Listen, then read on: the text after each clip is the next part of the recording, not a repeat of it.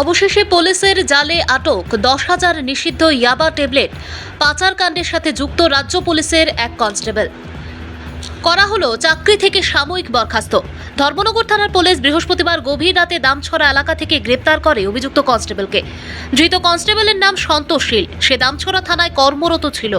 উল্লেখ্য, গত 22 জুলাই সোমবার বিকেলে ধর্মনগর গীতা ভবন এলাকা থেকে ইয়াবা পাচারের সময় আসামের জবরুল হক সহ একটি পালসার বাইক ও কনস্টেবলের সহধর্মিনী নামের AS23AG/8055 নম্বরের থার গাড়ি আটক করে পুলিশ। সেই মাদক কারবারের সাথে জড়িত ছিল রাজ্য পুলিশের কনস্টেবল সন্তোষ শীল। আজ তাকে ধর্মনগর থানার পুলিশ তাকে জেলা ও দায়রা আদালতে সোপর্দ করে। জেলা পুলিশ কার্যালয়ে সাংবাদিক সম্মেলন করে বিস্তারিত জানিয়েছেন জেলা পুলিশ সুপার ভানুপদ চক্রবর্তী। ভানুচন্দ্রের রিপোর্ট, আসাম প্রাইম নেটওয়ার্ক।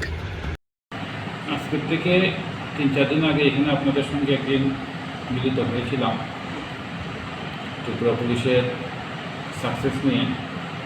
তো গতদিনই বলেছিলাম যে আরও কিছু আপনাদেরকে সফলতার খবর দেব।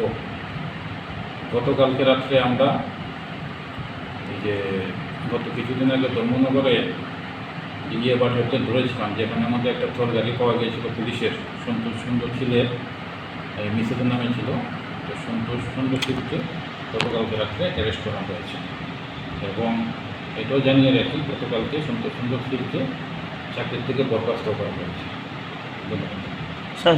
চাকরি থেকে কি সামরিক বরখাস্ত করা হয়েছে না সাময়িক বরখাস্ত করা হয়েছে?